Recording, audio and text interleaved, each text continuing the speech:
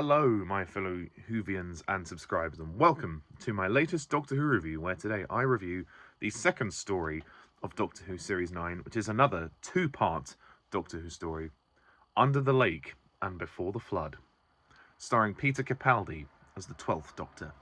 Arriving on an underwater base under attack, it's up to the 12th Doctor and Clara to save the frightened crew, but also on board is an alien spaceship, and the base is being haunted by the most impossible of things. The Doctor's deepest beliefs are challenged when he encounters something he cannot explain. Can it really be possible?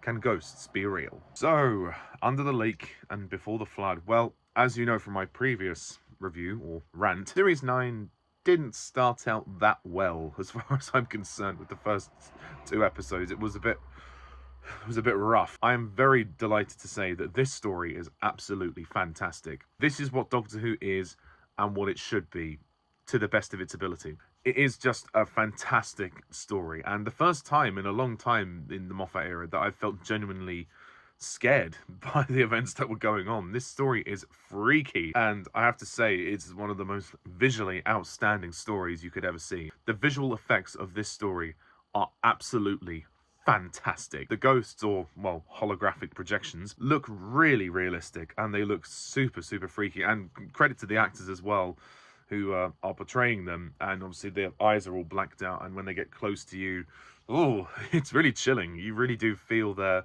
sense of claustrophobia that you want from a story like this. And the production design is immaculate as well. The underwater sort of sub base, or whatever it's called, the base where the majority of the story takes place, is also really good. Like, the hallways and the corridors are brilliantly designed. It is beautifully lit. It is beautifully shot. This is one of the most cinematic looking Doctor Who stories ever. And the story itself is pretty solid. It's a mixture of different things, which I really like. It's sort of an amalgamation of horror and science fiction, which again is what Doctor Who is and should be. The concept of the villain, the Fisher King, who is brilliantly designed. The prosthetics on the creature look superb, and I like how the story revolves around changing the future. We do get some kind of reference to Beethoven, and I guess it's kind of an in-joke about how the Doctor may have composed Beethoven in order to save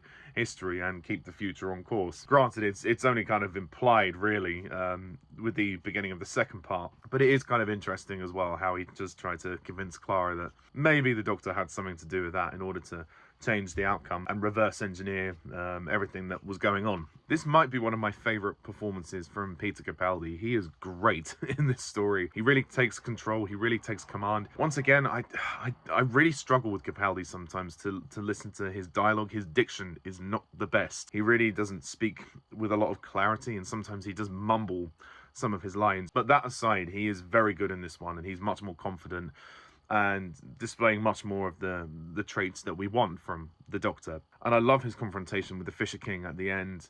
It's really dramatic, and it's really engaging, and it's a battle of wits. And we get these interesting words that pop up throughout the story. I'm not going to say what they are, because I want you to watch the story and find out, but the words that pop up midway through the first part are lingered on, and the way they explore the meaning behind those words is interesting, and it all comes to blow in that final confrontation, which is probably one of the best final confrontations in Doctor Who in quite some time. Put it into perspective, the whole confrontation between the Fisher King and the Doctor in this story is actually 10 times better than the Doctor and Davros's confrontation in the previous story, because that one was so long and dragged out and without meaning. This is the opposite.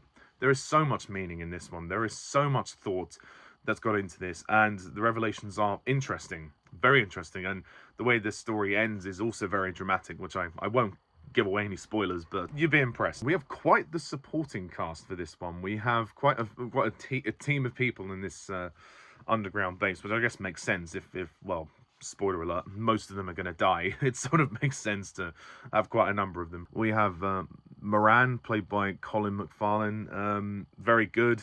Cass, who is actually a deaf character in the story, she's really well done, actually. Despite the fact that she's deaf, she does have a lot of personality, and I like that she can stand up to people. Like, she stands up to Clara at one point and decides to go after her translator, whom she's also in love with. So it's an interesting character. So she's not just there for the sake of representation. There is there is a personality there, at least, which I like. There's also Lunn, played by Zaki Ishmael O'Donnell, who is the Scottish woman, played by Maureen Christie.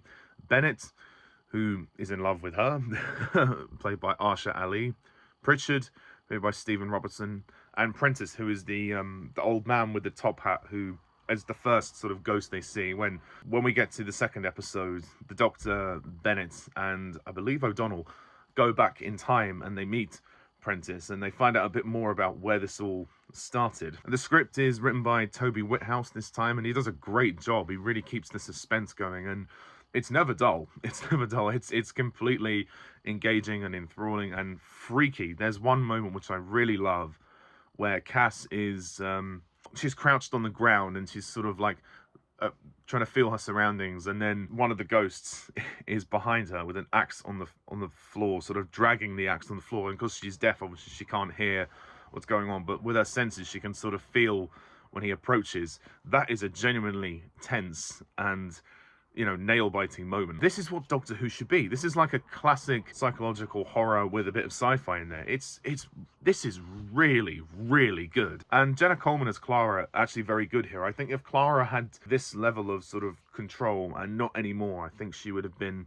much better in Series 8. In Series 8, they really overstated her character, made her too controlling and too bossy. In this one, she does have some of that. She is a little bit bossy. Once the Doctor's out of the picture, when he's gone with the other two back in time, and she's stuck with Cass, and I think Lunn, she's the one leading the charge and coming up with ideas, but she doesn't go as far as she has done in other stories. So I think so far in Series 9, Clara's been a bit better, a bit more reserved, which I'm surprised about. I thought that when I first saw Series 9 that Clara was consistently like she was in Series 8. But it's nice to know that they have watered her character down a bit, and they've realised they maybe went a bit far with Clara before. But I think Jenna Coleman's doing a really good job with the script that she has here. And Murray Gould's music is, once again, amazing, very tense, very engaging, very enthralling.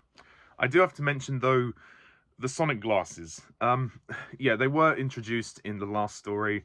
They're not the greatest thing in the world. I don't think there's anything really offensively bad about them, but I just don't think we need them. When you've got the screwdriver, why have the glasses? It's clearly a merchandising gimmick that was thrown in there. And Peter Capaldi, I mean, he wears them well, I guess, but yeah, it is clearly just a gimmick there to sell more toys. But I think you could have just made him a new screwdriver, which of course they will do later on, but I just found the glasses to be look a little bit silly on Capaldi. There's also another moment when Capaldi plays the electric guitar, which in this story it felt a bit more warranted than it did in the last story. I feel like the last story they tried too hard to make Capaldi funny, whereas in this one it was more well balanced. He wasn't trying too hard to be funny. He kind of had this sort of punk rock feel about him, and that kind of works, without the sort of cringy comedy. I think the electric guitar thing actually worked in this one. Would I want it for every Capaldi story? No, but for this one I can warrant it. And I think in the second episode they do slightly change the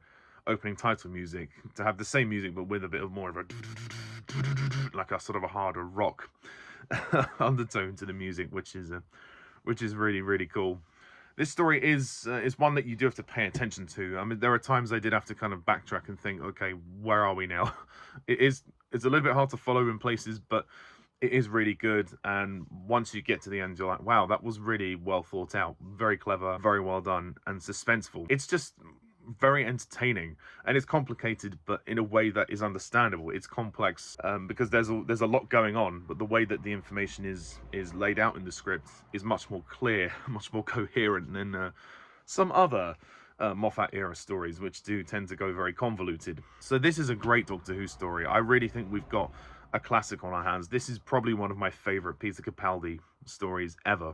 And honestly, they deserved an award for the visual effects in this story because they are seriously outstanding. So I'm going to give Under the Lake and Before the Flood a definite 10 out of 10.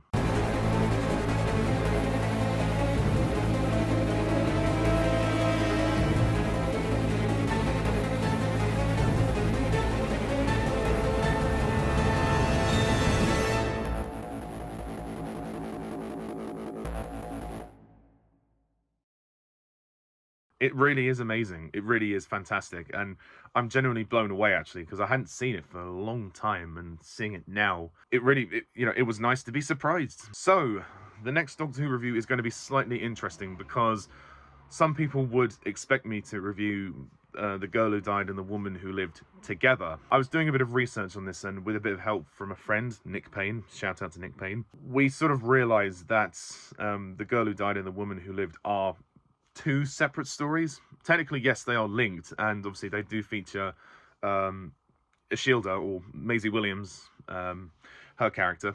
It's more the fact that I think The Woman Who Lived is a sequel story to the previous one. So The Girl Who Died is kind of its own story. The Woman Who Lived is also its own story. The format is confusing. They do sort of make Series 9 a bit confusing in that regard. So I will be reviewing the two episodes separately. So the next review is actually just going to be a review on The Girl Who Died. And according to Doctor Who Wiki, they are two separate stories. And I use Doctor Who Wiki quite a lot for these reviews. They do help me out, so it keeps track of the format and keeps track of the stories that I'm reviewing, and I've got the information there if I need it, or if I go wrong. So yeah, stay tuned next time for my review of The Girl Who Died, and then I will review The Woman Who Lived, and then of course it's the Zygon two-parter, so then we'll be back onto the two-part format. So anyway, thank you very much all for watching. Please hit the like and subscribe button, and stay tuned next time when I review The Girl Who Died. So until then, I'm Pajak's Perspective. See ya. Bye for now.